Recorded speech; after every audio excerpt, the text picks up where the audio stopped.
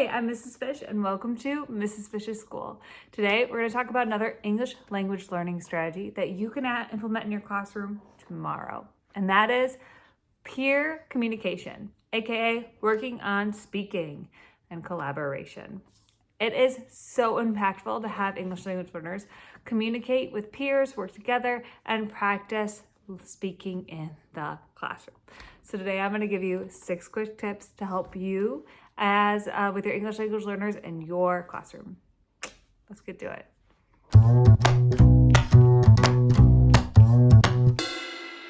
So what are the 4 domains of language in order to be proficient in English is speaking. So we're working on English language learners to be proficient in speaking in order to acquire the whole body language experience. Now, how do we practice speaking? Is by speaking. So it's so important to give English language learners time and practice and strategies in order to speak in your classroom. And a great way to do that is with peer. So peer learning really enhances the language acquisition for your English language learners. It also helps build community in your classroom by having English language learners and proficient speakers of English speaking together in a very collaborative way.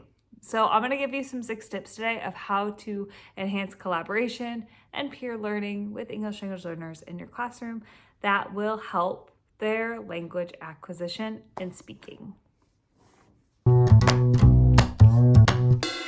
Okay, strategy number 1 is give time to practice. English language learners need lots of guidance and time to practice whatever peer work, group work, or turn and talks you plan to implement in your classroom. So this means you need to explicitly teach them how the activity works. You need to give models, time to practice, and then let them try and come back, okay? You also need to have clear roles in the group so that the English language learner knows, oh, okay, like if we're turning and talking, I need to first listen, then I respond, then I get to ask the question and they listen and they respond. What are the clear roles that you are in that group? You need to know the objective of the activity and the language objective and key vocabulary and phrases used in order to best speak you can with your peers and groups in order to really enhance that speaking language acquisition. So when you're doing this, I want you to think of how are you increasing English language learners' comfort in whatever group they're in. So really thinking of the intentionality of like, what is their language abilities and what groups they're in, and also doing group work early and often. The sooner you start in your classroom, really having a collaborative space, then your students will feel more comfortable speaking with each other. You should have a pretty clear routine of how it works in your classroom when you're doing peer work and collaborating. So they're not thinking of how do I collaborate and work with my partners, but they can really dive into the speaking and learning objective that you want them to do with their partner. So practice, practice, practice for them to not think about how it's done, but getting to the speaking part of your strategy. Number 2 is allowing English language learners to speak in their home language when communicating in your classroom. This helps build deeper comprehension and deeper understanding in whatever you are learning in your classroom.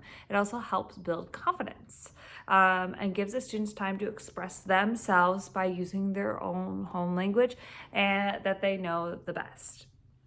So times this would really work is, if they have another student in the classroom that speaks a similar language to them, allowing them to collaborate and speak with them.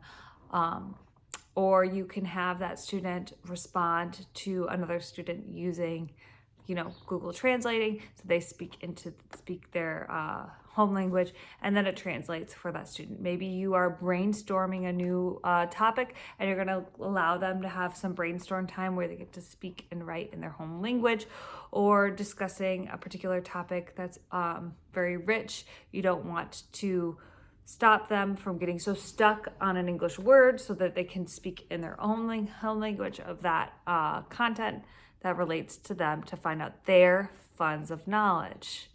Now, It's really important to put parameters on this. Students are not off task when they speak their home language. That's a huge misconception. But we do need to get them to practice speaking English. You're going to connect that L1, language 1, to their second language, English, L2. So giving them time to first speak in their home language and then giving them scaffolds, asking them to use sentence stems, re-say that in English after it's translated to really give that language acquisition crossover. So it's not just a language out. First, you're just helping them think of the answer they want to say and then connecting their first language to their second language. So using their home language as a tool is really, really impactful for English language learners in your classroom.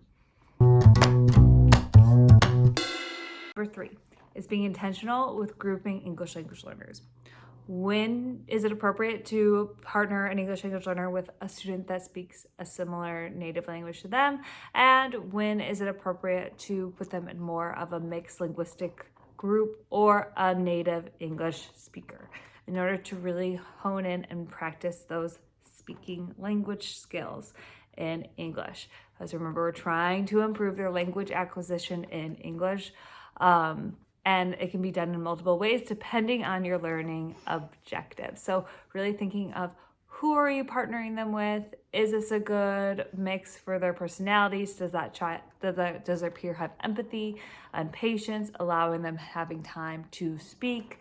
When is it appropriate for them to speak their home language? And when do you really want them to hone in that language acquisition skills in English and getting them to speak in English? So being intentional with the grouping depending on whatever learning objective you have for your class. Number 4, giving time and practice to using academic language when speaking in the classroom. Academic language must be explicitly taught. It's different than conversational language.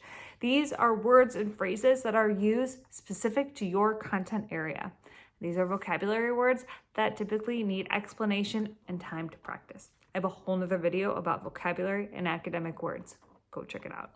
So how do you do this in order to enhance the speaking acquisition for your English language learners, students in your classroom? Well, when they're working with peers, the first thing you need is a question. What is your big essential question? Connecting to your content area that helps deeper order thinking. Then you need to have sentence frames, word banks, using that academic language to put it better in context for your English language learners. It also helps keep them focused on whatever question you want them to be answering. It also gives them words to use when speaking with their peers. So frames, sentence frames, word banks, so forth. Then you need a signal. So a signal saying, hey, we have both shared and listened to each other. That could be a thumbs up. That could be them standing, something to physically show you, hey, we did the task you wanted us to do with that academic language. Then you want them to share with you their answers, their conversation. From sharing with you their conversation, then you can assess, hey, did they understand the academic language used? Do they really understand the question? Are they having a clear conversation with each other that is helping drive a deeper understanding of what we're learning? Or do I need to go back and reteach or maybe re-explain a word because they misinterpreted the question and now they're starting to dive into a direction I wasn't looking forward? Or awesome, they're transferring that knowledge, they're answering that question correctly. I can see that their language and speaking with these words, with this content, is enhancing. So those are some quick tips of how to help drive conversation with academic language with your English language learners in your classroom. Number 5, silent period. It's very common for English language learners to go through a silent period where they're just listening to the language that is being spoken in the classroom and they are silent from speaking or responding for a period of time. Now, Be consistent and continually give that English language learner opportunities in a very safe way to help them practice speaking in your classroom. You want to honor that they're going to possibly be silent, but also continually giving them opportunities to speak and letting them know consistently, hey, in here, we're going to keep practicing. I'm going to keep giving you opportunities to try to speak. And so eventually they will start speaking more in English in your class. Number 6, don't forget about culture. Culture plays a huge role in how students interact and speak with peers. Some students might be from a more collaborative culture, so they're going to thrive while working in group works and settings, where some students might be from a more individualistic culture and need more guidance of what it looks like in order to work with groups and collaborate. So knowing students' background and their culture will really help you when it comes to how to best help them speak in your classroom. Also, just because a student has a similar background, speaks a similar language, or is from the same country does not mean they have a whole lot in common. So don't just assume I can put that student with them because they speak the same language. Doesn't always mean that they're going to be working well together in peers and groups. Additionally, be mindful of students' background and if there has been any past conflict with different cultures within your classroom. So for example, last year I had a refugee student that came from Ukraine, and their entire village was destroyed by the Russian army. Then I had another student in my classroom that their family was from Russia. His first language was Russian, but he's never actually been to Russia. The Ukrainian student wanted nothing to do with the Russian student. And although the Russian student had no animosity towards the Ukrainian student and wanted to try to work with them, because of this huge cultural conflict that was happening in the world during that time, I had to be really mindful of what does that group setting look like and having different conversations with them of how to even, if they happen to be working together, how do they work together, and how to be mindful of maybe to keep them separated from groups. So knowing what conflict that is happening during that time, knowing historic conflict that happens between cultures, and being a little more mindful and culturally responsive to the students in your classroom is really helpful when getting them to communicate in your class and using language to continue their language acquisition.